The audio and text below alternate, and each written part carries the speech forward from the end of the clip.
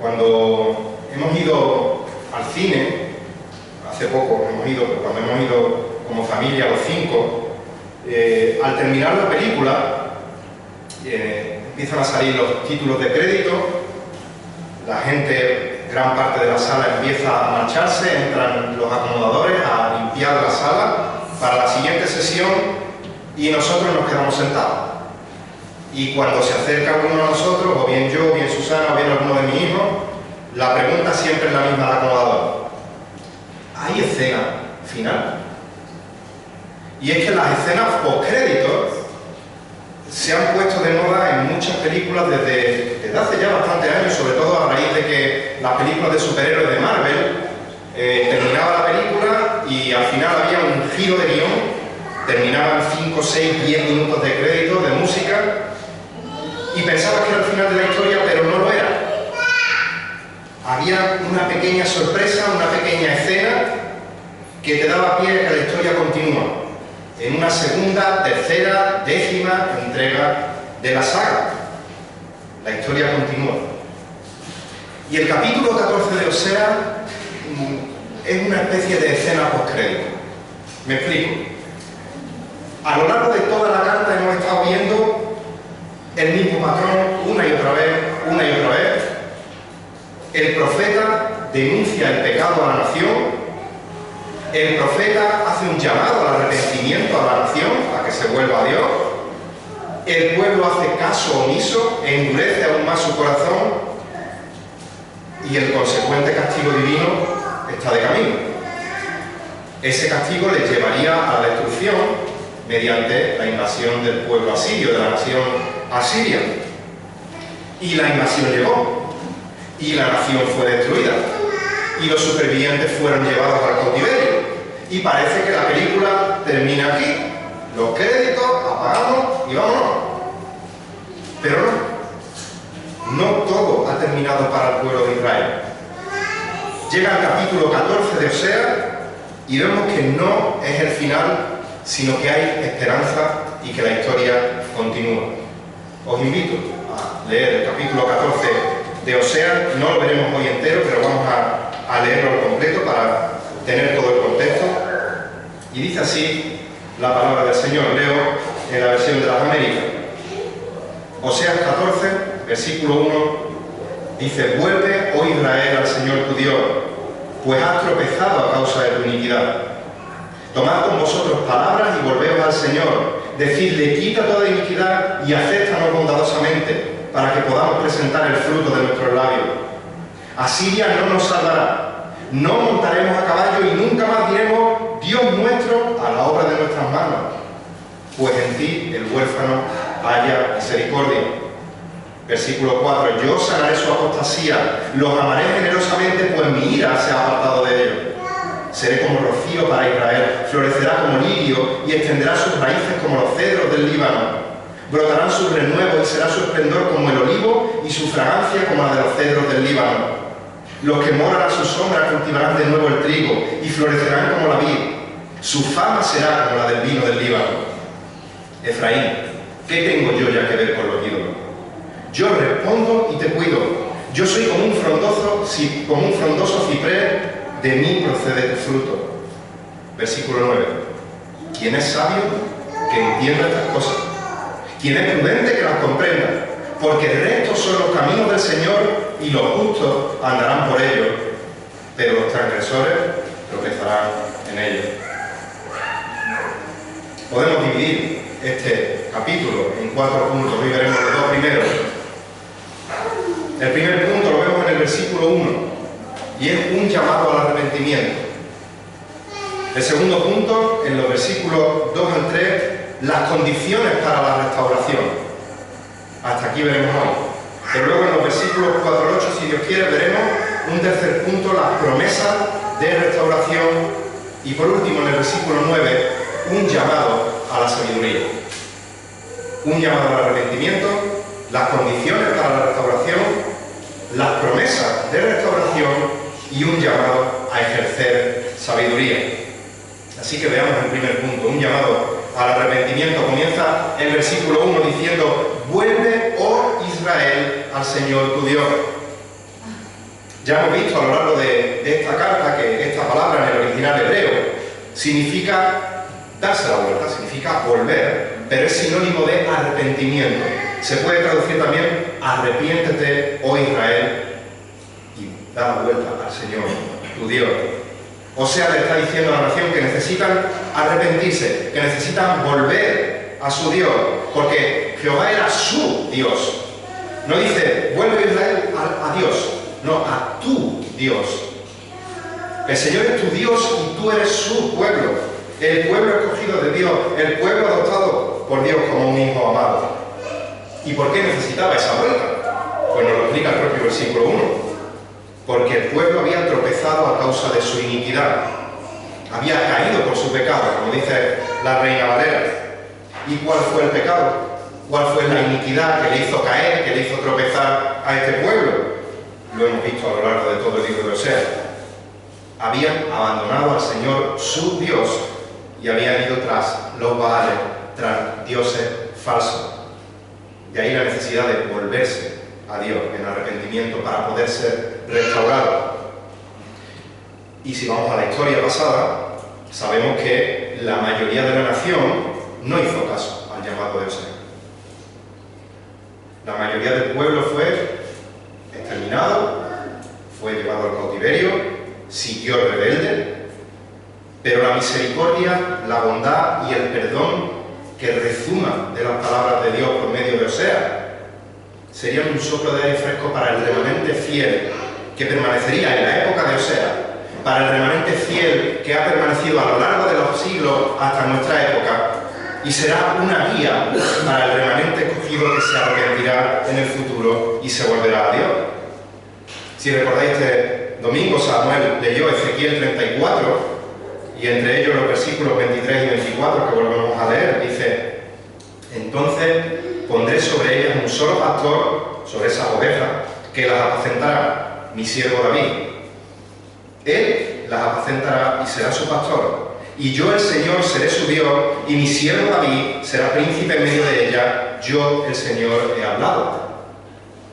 Y leímos en el capítulo 3, versículo 5 de Oseas, que después, hablando del futuro, los hijos de Israel volverán y buscarán al Señor su Dios y a David su rey, y acudirán temblorosos al Señor y a su bondad en los últimos días. Tanto Ezequiel como Oseas está haciendo referencia al pacto davídico, está haciendo referencia a esa promesa de la llegada de un descendiente de David que iba a reinar en el futuro, está apuntando al reinado de nuestro glorioso Señor y Salvador Jesucristo. Una promesa que aún no se ha cumplido, pero que sabemos que se cumplirá, porque Dios es fiel y cumple todo lo que promete. Llegará un día en el que el Señor Jesucristo vuelva a la tierra a reinar, y en ese día hemos leído que los hijos de Israel volverán. Vuelve, oh Israel, a tu Dios. Volverán y buscarán al Señor su Dios. Y dice, y acudirán temblorosos al Señor. Cuando Dios restaure el corazón de su pueblo, ellos volverán con un arrepentimiento genuino. Acudirán temblorosos al Señor y a su bondad, dice el texto. Pero, aunque es una promesa para Israel, la aplicación, la implicación también que hay en este texto no es solo para la nación de Israel, porque tanto en el Antiguo como en el Nuevo Testamento la salvación nunca ha sido por obra, siempre ha sido por gracia, por medio de la fe. Y el primer paso para la restauración, para un corazón no regenerado, es el arrepentimiento. Es ese giro de 180 grados en dirección opuesta al mundo y de cara a Dios. Dios entregó a su Hijo amado en sacrificio por nosotros para que, siendo merecedores del infierno, no siendo merecedores de su bondad, pudiésemos ser salvos, pudiésemos ser justificados por gracia por medio de la fe en Jesucristo. Pero para ello tuvimos que volvernos a Dios en arrepentimiento. Tuvimos que reconocernos: soy un pecador que merece el infierno, que no merece nada de parte de Dios, y volvernos en arrepentimiento y fe, pidiendo el perdón de nuestros pecados al Señor Jesucristo y confesándolo como Señor y Salvador. Y una vez salvo, una vez restaurado, una vez hecho hijos de Dios, también podemos acudir, como este pueblo acudirá, temerosos al Señor, pero no con un miedo, con un pavor, sino con un temor reverente. Un temor reverente que nos lleva con gozo a obedecerle, a adorarle y, en definitiva, a rendir nuestra vida a Él. Así que hemos visto un llamado al arrepentimiento. Y en segundo lugar, el segundo punto de hoy, las condiciones para la restauración. Porque si bien hemos leído y hemos visto que Dios le ofrece a Israel restaurarle, para ello Israel no podía seguir viviendo como estaba viviendo. Tenía que cumplir con una serie de condiciones para esa restauración. Y dice el versículo 2, tomad con vosotros palabras. Reina Valera especifica palabras de súplica. Y volveos, nuevamente el llamamiento al arrepentimiento, y volveos al Señor. Dios hace el llamado, volveos a mí, pero no podéis volver de cualquier manera. Tenéis que venir a mí con un arrepentimiento sincero, con un arrepentimiento genuino. Pues si recordáis en el capítulo 8, en el versículo 2, veíamos como el pueblo decía, te conocemos, Señor. Y seguíamos leyendo y el pueblo hacía lo que le daba la gana. Seguía yendo detrás de los baales, no tenían un conocimiento íntimo del Señor. Era mera palabrería, eran frases rituales que no provenían de un corazón arrepentido, era religiosidad superficial. La gente había mezclado la adoración a Jehová con la adoración a los baales. Practicaban un sincretismo religioso, un cóctel que era corrupción y depravación en su vida religiosa. La adoración a Dios era algo superficial, era algo mecánico, era algo ritual. El corazón del pueblo no estaba en esa adoración. Pero el énfasis que hace aquí Osea, cuando dice llevad con vosotros palabras de súplica en Reina Valera, implica que sus palabras sí procedían de un arrepentimiento genuino, que era una súplica fruto de un corazón sincero, verdaderamente arrepentido. ¿Y cuál es el contenido de esta súplica, de esta palabra? Nos lo dice Osea. Osea le está guiando al pueblo a qué es lo que tenían que confesar delante de Dios. Y dice, decidle, y esto es lo que tenéis que decir, estas son vuestras palabras de súplica. Quita toda iniquidad y acéptanos bondadosamente. Para ser restaurados, lo primero que tenemos que reconocer es que necesitamos ser restaurados, que tenemos un problema con el pecado, que merecemos la ira de Dios por la eternidad, y siendo conscientes de ello, entonces acudir a Dios y decirle, quita de mí toda iniquidad, acéptame bondadosamente. Justo el pensamiento contrario a nuestra sociedad. La sociedad te anima a centrarte en ti mismo, ámate a ti mismo, aumenta tu autoestima, ensalza tu orgullo. Y el llamado al arrepentimiento nos vuelve justo a lo contrario de la mente de este mundo. Nos quita la venda espiritual que tenemos en nuestros ojos y nos hace ver realmente quiénes somos. Nos hace ver que somos seres corruptos, desde la cabeza a los pies, afectados por el pecado, que no hay nada bueno en nosotros, agradable a los ojos de Dios, que nos haga merecedores de que Dios se fije en nosotros por algún mérito. Y nos damos cuenta que a pesar de nosotros, el Dios santo, santo, santo, el Dios que aborrece y condena el pecado, a su vez es un Dios de amor, es un Dios de misericordia y nos ofrece por gracia el perdón, la salvación y la vida eterna. Por eso, primero tenemos que reconocer nuestra iniquidad y pedirle a Dios que nos la quite de raíz. Dice, Señor, quita toda iniquidad de mí, no alguna, no lo más feo externamente. Señor, quita toda, no permita que siga esclavizado de ningún pecado. Dice Éxodo 34:7, que es Jehová el que guarda la misericordia millana, el que perdona la iniquidad, el que perdona la transgresión, el que perdona el pecado. Pero para que perdone la iniquidad, para que perdone la transgresión, para que perdone el pecado, primero tengo que reconocer que soy inicuo, que soy pecador, que soy transgresor, y rogarle, quita de mí toda iniquidad. Leemos en Miqueas 7, 18 y 19, ¿qué Dios hay como tú? Que perdona la iniquidad y pasa por alto la rebeldía del remanente de su heredad. No persistirá su ira para siempre, porque se complace en la misericordia. Volverá a compadecerse de nosotros. hollará nuestras iniquidades. Sí, arrojará a las profundidades del mar todos nuestros pecados. Pero para ello tenemos que volvernos a Dios y rogarle que quite de nosotros toda iniquidad. Tenemos que humillarnos y pedirle: quita toda iniquidad, acéptanos bondadosamente. Acepta lo que te pido, porque sé que no lo merezco, sé que no estás obligado a hacerlo, pero también sé lo que acabo de leer en Éxodo, lo que acabo de leer en Miqueas, que eres un Dios misericordioso, un Dios de gracia, un Dios que se complace en perdonar, y por eso te pido que quites toda iniquidad. Por eso, 1 Juan 1:9 dice que si confesamos nuestros pecados, Él es fiel y justo para perdonarnos los pecados y para limpiarnos de toda maldad, de toda iniquidad. Salmo 51:17. Los sacrificios de Dios son el espíritu contrito. Al corazón contrito y humillado, oh Dios, no despreciará. Necesitamos humillarnos. Necesitamos constreñirnos de corazón, reconocernos pecadores y pedirle perdón. Y ese perdón Dios no lo despreciará. Dios te perdonará. Proverbios 28:13 dice: el que encubre sus pecados no prosperará, mas el que los confiesa y los abandona hallará misericordia. Por tanto, es necesario que nos humillemos ante Dios con arrepentimiento. Es necesario que confesemos nuestros pecados para así ser perdonados y hallar misericordia. Y una segunda condición para la restauración es una alabanza sincera. Una alabanza sincera. Sigue diciendo el versículo 2, después de pedir que quite toda la iniquidad, explica para qué. Para que podamos presentar el fruto de nuestros labios. Dice Reina Valera: y te ofreceremos la ofrenda de nuestros labios. Como hemos dicho, Israel practicaba un sincretismo religioso. Adoraba a los Baales al mismo tiempo que adoraba a Dios. Su alabanza era una alabanza hipócrita, una alabanza vacía, una alabanza de labios para afuera.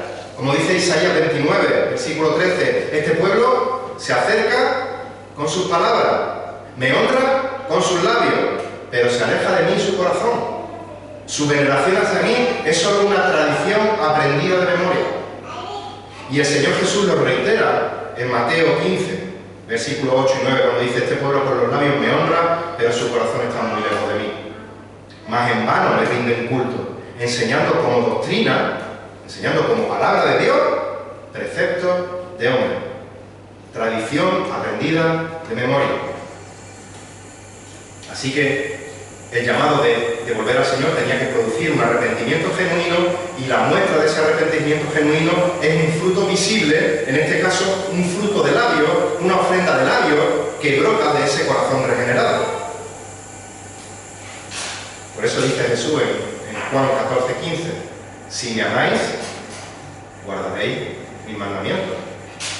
Tiene que haber un fruto visible de esa realidad interna del corazón transformado. No guardamos los mandamientos de Jesús para obtener la salvación, porque la salvación no es por guardar los mandamientos, la salvación no es por obra, sino que como resultado de que hemos sido salvos por gracia, como resultado del abandono de esa idolatría, de ese volvernos a Dios en arrepentimiento, eso produce en nosotros de manera natural una ofrenda de nuestros labios, un fruto de labios que proviene de un arrepentimiento genuino. Y eso conlleva una alabanza genuina. Una tercera condición para esa restauración es una confesión de pecado sincera. Una confesión sincera de nuestro pecado. No simplemente, Señor, ya sabes que soy pecador, perdóname. Tenemos que examinarnos a nosotros mismos. Tenemos que ver qué pecados concretos estamos cometiendo y pedir perdón por esos pecados por nombre y apellido. Una confesión de pecados sincera. Fijar, incluso el salmista, para curarse en salud, llega a pedir perdón por los pecados que le son ocultos y pide al Señor que se los muestre y que se los perdone. Porque no vaya a ser que esté cometiendo algún pecado que no soy consciente, que pienso que lo estoy haciendo bien y estoy haciendo algo que tú no quieres, Señor. Y dice en el Salmo 19:2: ¿quién puede discernir sus propios errores? absuélveme de los que me son ocultos. El arrepentimiento sincero se muestra en una confesión de pecado sincera, específica y concreta. En el caso de Israel, ¿cuál era el pecado por el que tenía que pedir perdón concretamente? Su idolatría. La idolatría yendo tras los Baales y la dependencia de su confianza en otras naciones en vez de confiar en Dios. Ellos confiaban en los asirios, en los egipcios, en lugar de ir a Dios, quien realmente les prosperaba, quien realmente les daba el trigo, el mosto, el aceite y les prodigaba la plata y el oro que ellos usaban luego para Baal, como leímos en el capítulo 2, versículo 8. Por eso Oseas sigue guiando a la nación en esta confesión de pecados para el arrepentimiento genuino. Y dice el versículo 3 que tenían que decir también: Asiria no nos salvará. Israel estaba viendo como la nación de Asiria estaba creciendo en poder, estaba conquistando territorio, se estaba convirtiendo en una amenaza cada vez más palpable, y en lugar de acudir a Dios pidiendo sabiduría, pidiendo ayuda, pues dice: vamos a pagarle tributo a los asirios y así pues, nos hacemos amiguillos suyos y a nosotros por lo menos nos dejan en paz. Lo hemos visto en el libro de Oseas, capítulo 5, versículo 13, dice: cuando Efraín vio su enfermedad y Judá su herida, Efraín fue a Asiria y envió mensaje al rey Jareb, pero él no podrá sanar ni curar vuestra herida. Capítulo 7, versículo 11, Efraín, recordad que es sinónimo de Israel, es como paloma incauta sin entendimiento. Llaman a Egipto, del cual hablaremos ahora, y acuden a Asiria. Capítulo 8, versículo 9. Porque ellos han subido a Asiria como asno montés solitario. Veamos que era como un asno que estaba en celo y que buscaba a su pareja. O sea, lo buscaba deseosamente a Asiria. Pero ahora el pueblo confesaría arrepentido: Asiria no nos salvará. Reconocemos a Dios como nuestro único Salvador. Sigue diciendo el versículo 3: no montaremos a caballo. Y aquí, aunque parezca que no, está hablando de Egipto. Hemos dicho que pagaban tributo a Siria, pero como eran muy listos, según su propia sabiduría, pues jugaron a dos bandas. Dice: por si Asiria nos la juega, pagamos tributo a Egipto, y así, en el caso de que nos haga falta ayuda contra Siria, pues los egipcios vienen y nos ayudan. Y a esto hace referencia la expresión no montaremos a caballo. Esos caballos los traían de Egipto, es decir, no montaremos a caballo es no buscaremos tampoco la ayuda de Egipto, ni de Asiria ni de Egipto. Y sigue diciendo el versículo 3: y nunca más diremos Dios nuestro, o dioses nuestros, como dice la versión de la Reina Valera, creo, Dios nuestro a la obra de nuestras manos. Si recordáis en el capítulo 13, versículo 2, Dios les decía, denunciando el pecado, dice: ahora continúan con su pecado. ¿Y qué pecado estaban haciendo? Dice el texto: se hacen imágenes fundidas, ídolos, con su plata, conforme a su pericia, todo ello obra de artífice, todo ello obra de sus manos. Y ahora están diciendo: nunca más diremos Dios nuestro a la obra de nuestras manos. Están confesando: vamos a abandonar la idolatría. Nunca vamos a confiar en la obra de nuestras manos, en esos ídolos que hemos hecho por medio de nuestros propios artífices. Ahora vamos a depender únicamente de Dios. Lo que nos lleva a nuestro último punto, a nuestra última condición para la restauración: un reconocimiento sincero de la misericordia de Dios. Un reconocimiento sincero de la misericordia de Dios. El pueblo reconoce la misericordia de Dios al final del versículo 3, pero es muy curioso cómo reconoce la misericordia de Dios. Dice el versículo 3: porque en ti el huérfano hallará misericordia. Y la pregunta es: ¿por qué el huérfano? ¿Por qué se usa esta figura y no otra? Bueno, creo que hoy o ayer mi hijo pequeño me preguntaba que cuánto tiempo llevaba predicando Oseas. Y le dije: creo que desde 2024. Y dice: romano, y le he dicho: no me acuerdo. Pero, como tenéis buena memoria, el 2 de mayo de 2024 veíamos en Oseas capítulo 1 que Dios le mandaba a Oseas a ponerle un nombre específico a cada uno de sus hijos. Y a la segunda y al tercero, dice el versículo 6 del capítulo 1, que le dice a la segunda, que en este caso era una niña, dile, ponle a tu hija Lo Ruhamá, que significa no compadecida o no compasión, y le explica el por qué. Porque ya no me compadeceré de la casa de Israel, pues no los perdonaré jamás. Y en el versículo 9 de este capítulo 1, a su segundo hijo varón dice que le ponga por nombre Lo-Amí, que significa no pueblo mío. Y también le explica por qué. Porque vosotros no sois mi pueblo, y yo no soy vuestro Dios. Así que el pueblo que había gustado de la misericordia de Dios en el pasado, por su pecado, no recibiría misericordia, por lo amado. El pueblo que había tenido a Dios como padre, por su pecado ahora era huérfano. Lo a mí, no pueblo mío. Y no estoy forzando lo de huérfano, luego veremos que Pablo, el apóstol Pablo, lo ratifica. No pueblo mío, no compasión. Termina el capítulo 13, salen los títulos de crédito, parece que termina la película, pero ahora Oseas le recuerda al pueblo la grandeza de la misericordia de Dios, su gracia es mayor, porque en ti el huérfano alcanzará misericordia.